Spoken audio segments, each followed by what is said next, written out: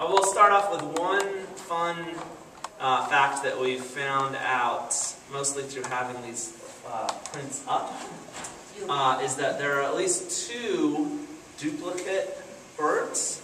3.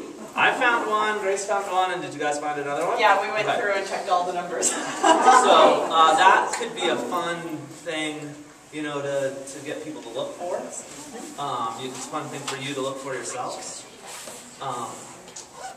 There are, what, still 101 prints, though, right? Right, and some of them, even when it's the same bird and the same, you know, engraving, sometimes the color varies a little bit. So it looks like maybe different colorists were working on them, and it's kind of fun to see some of that variation. So these were given to us by a guy named Lauren Lipson, who is a collector and supporter of the Palm Springs Art Museum in general. But because of our connection with Palm Springs through the Catlin exhibit that we did through the Smithsonian, he started to hear about us, and he had this collection of prints in his home, and talked about them with Palm Springs Art Museum. But then I said, well, what about the Wildlife Art Museum? That sounds like a perfect fit. So he approached us right about that same time as Catlin was opening in Palm Springs. So it's a really nice example of how doing these bigger projects with other institutions gets your fingers into all these other pies. So this is a donation. And these are permanent. Yes, this is a donation from Lauren Lipson. No, so Don will talk a little bit about that. But so when I went to see them, they were all in stacks in manila envelopes, and some of them were framed, but piled up against the couch, and so it was in this state of disarray. But I could tell just from looking at what I could see in the folders and in the frames that they were really of good quality. The colors are really vibrant. There's not a lot of fading, which means they haven't been shown very much over time. So it was really intriguing to us. It also helped me learn about a bird artist that I didn't know very much about. Martinet was an engraver and engineer in the late 1700s, early 1800s, late 1700s. So working before Audubon, which is really interesting for us, working in France, and he did thousands and thousands of these engravings, which is really amazing. He would have been working from maybe a few live birds, but basically working from specimens or skins that were sent back from all of these different locations across the globe, and creating this really amazing encyclopedia of birdlife. It shows you, it's a great snapshot of the tenor of that time, where Europeans and Americans were setting out across the globe to different areas of the world and trying to document all the flora and fauna that they found. There are a few interesting exotic birds here. There's a bunch of birds from a place called Cayenne, which I had to look up. Cayenne is the capital of French Guinea, which is on the northern coast of South America. So anyway, look it up. It's really interesting. There's a bunch of those things that show you where the French had interests at that time. So that is another So he was French. Fun thing. He was French, yes. Okay. And what else was I going to say? Oh, so these all would have been printed in black and white with your basic engraving process that you all know about, and then hand-colored by a variety of different colorists or artists working in kind of a studio factory kind of setting. They would have had an example of what the bird was supposed to look like, and then they would have just repeated that over and over again. Can't remember what else I said about these in the last one. Anything else? How many prints were made of each, do we know? We don't know that. These were made to illustrate books that he contributed these to books published by other people, and then at the end of his life, he started publishing his own books. And there's this giant book right here, History of Birds, and then there's another even bigger book in the library of more of his engravings. So do we know how the man who gave these to us, how he acquired them? He acquired them from a print dealer. All of them at the same time? He also, his parents collected them, and they pass them on to someone. Yeah. So, but what I mean, always kind of the sad things about some of these is you can tell they were once in a book, and that someone has taken them out of the book, because you can sell them for more when you take them out of the book than selling the whole book itself. Oh, really? Oh. Is this the entire collection that we have, or do you still have some? Nope, this is all of the prints that we were given, but a tiny fraction of what he produced during his lifetime. Wow. And we thought it was a really good complementary show with Audubon, so that you could see the state of wildlife illustration, you know, in the end of the 1700s, and compare it to what Audubon did. And it helped show how remarkable Audubon was. But even in his era, Martinet was regarded as like the peak top bird engraver of his era. He brought, if you can imagine, more lifelikeness, more habitat into his works. Some of them look a little bit staid to us today, but he was really quite a renowned figure in his day, and so you can see how it ramps up from him to Audubon over the years. So what are we going to do with all these after this exhibit is over? I don't know. We use them like we do everything else we have. Put them back in manila folders. This is dark for a little while because they're on paper. We'll lend them out to other people. Famous couples. Yeah. So if you go online and you look at prints for sale, you can find these, and they say they're originals. So I mean, they're not making new ones, are they? They're still. Oh no, I don't think you would make any money by making new ones. People are cutting books out. Right. Just there's a print market, and yeah. These would be for sale. They're not terribly, I think, expensive. No, I was sort of surprised myself. You can get them for probably under $100 for some of them. I mean, some birds look like they're more popular than other birds. Yeah. So you can still buy it. Yes. Where would you go? I just went on the internet because I was trying to find the names. You I was trying to cheat and I couldn't.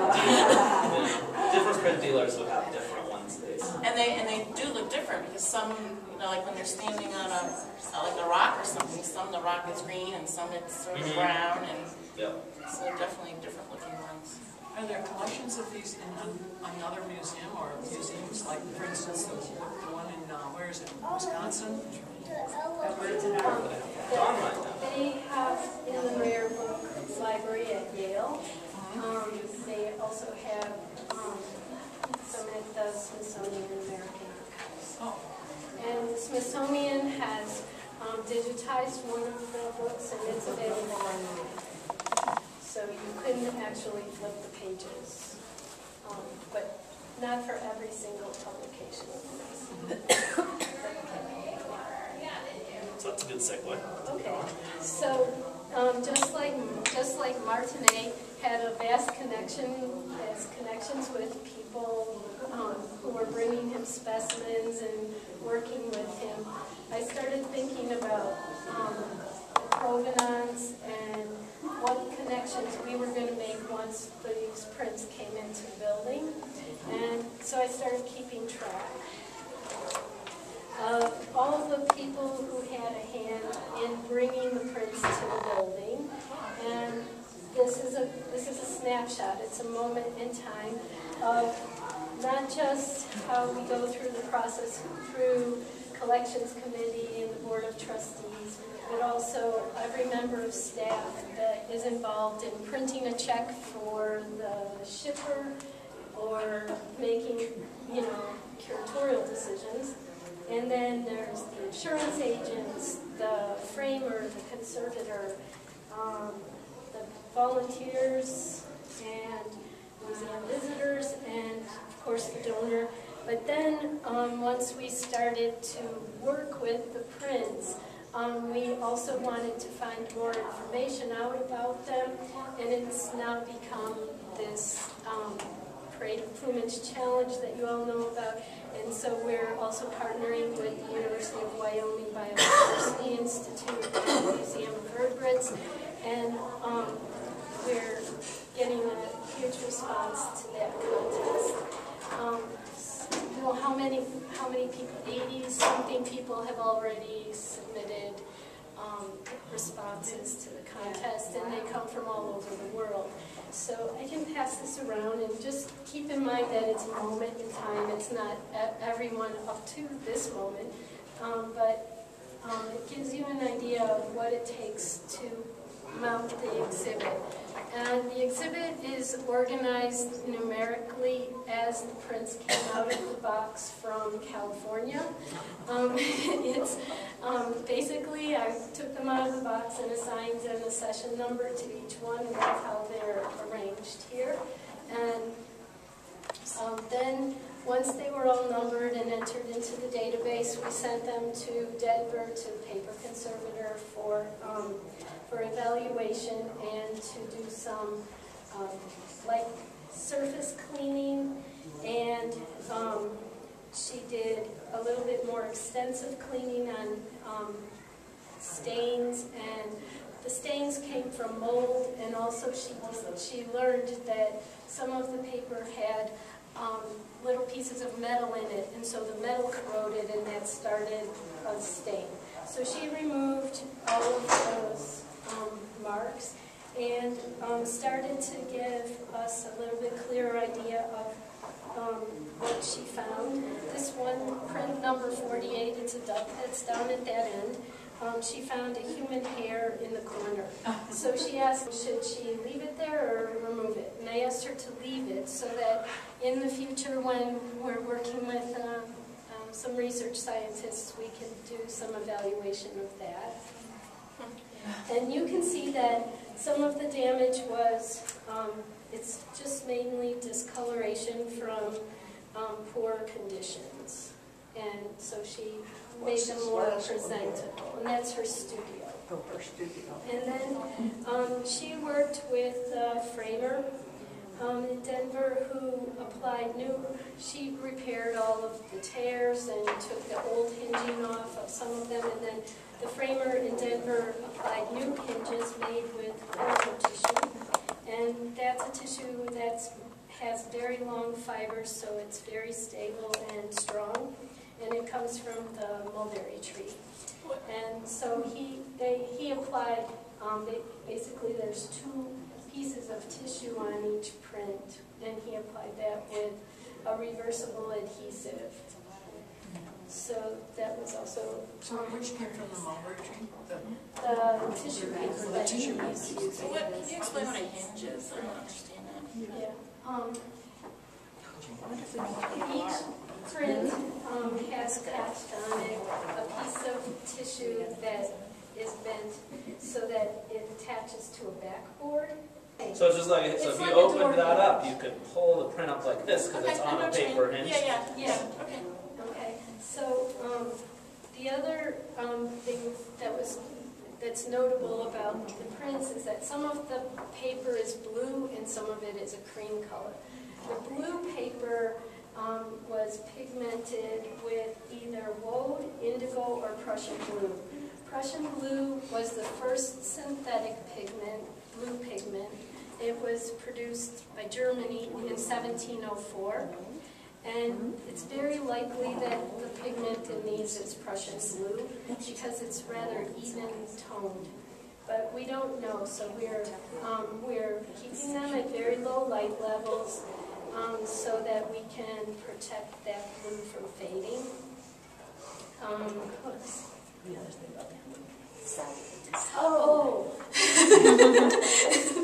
Sometimes people wonder where this paper came from, so they used laundry rags. So the laundry rags, when they broke them down into pulp, they turned a kind of dingy yellow. And the reason that they started to use the blue was to make the paper look whiter, because they were striving for white. Is that what you remember? Yeah. Okay, so good.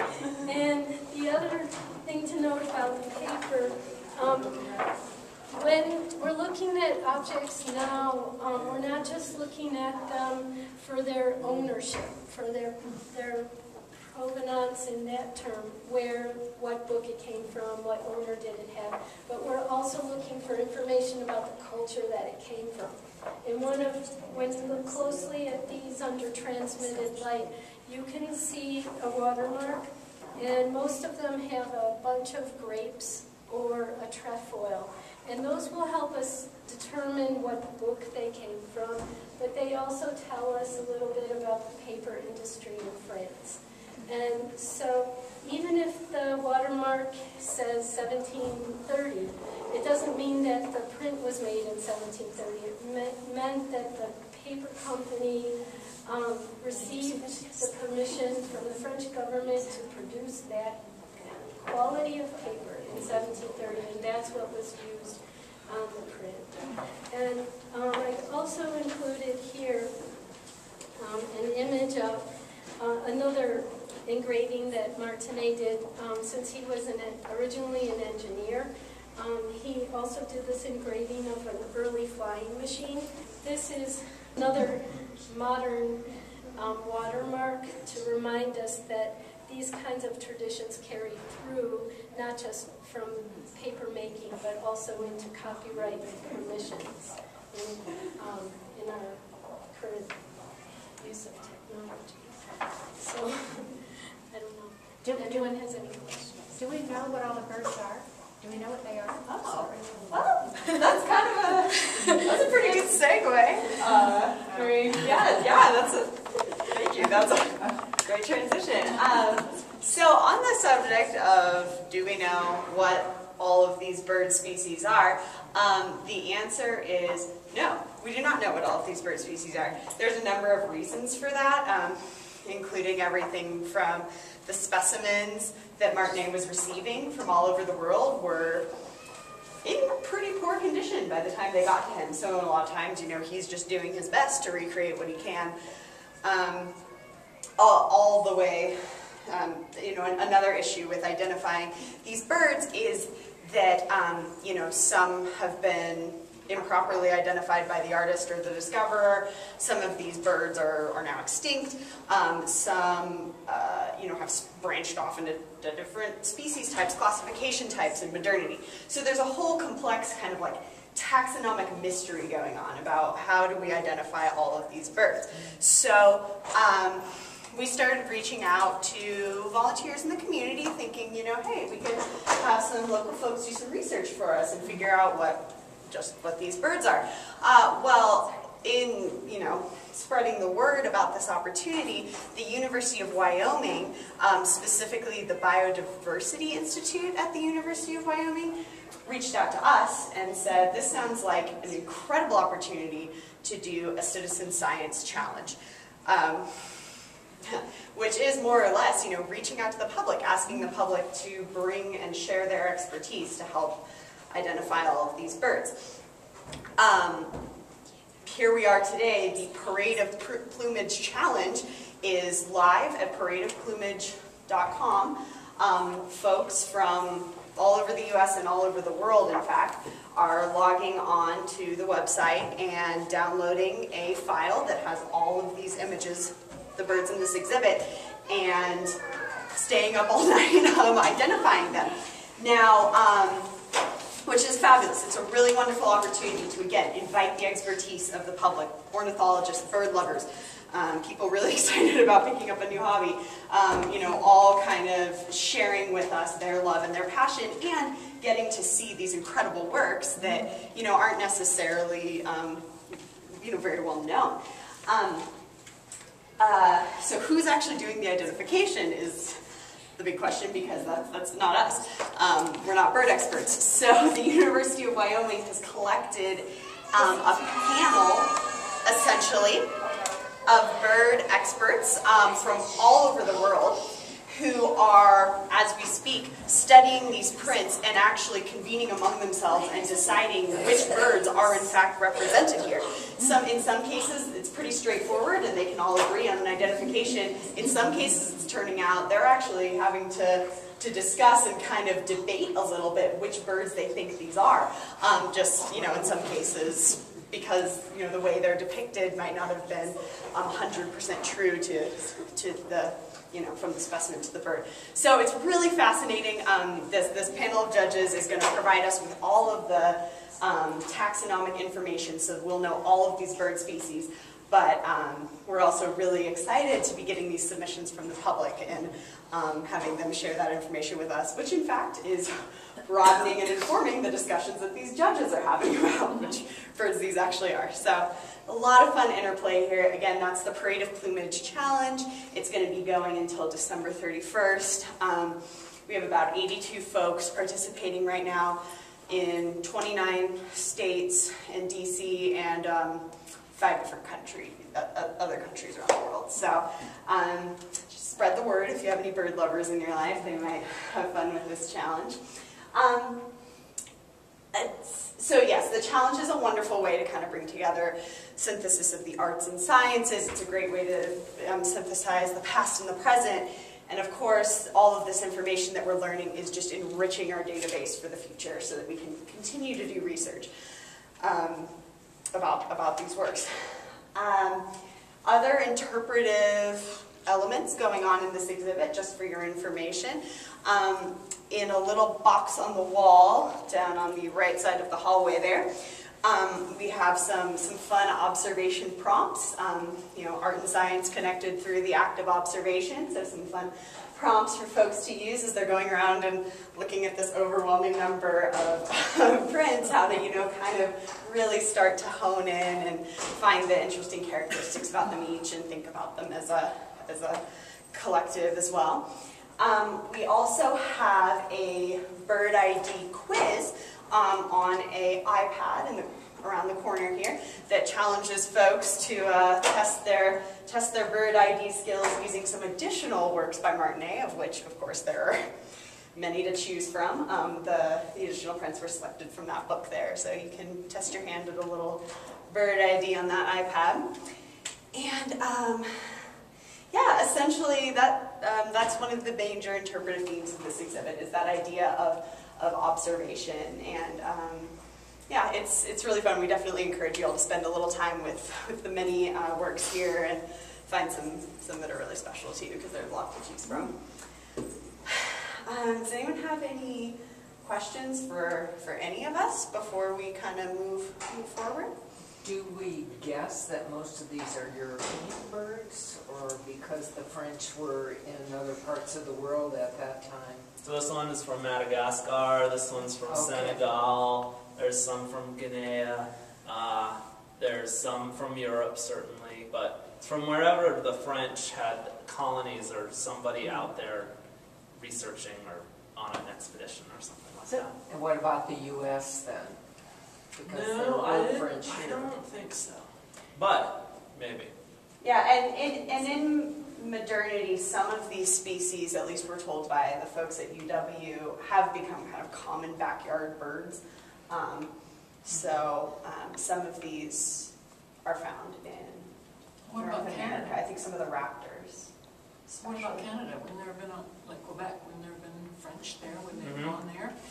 Yep. Yeah, absolutely.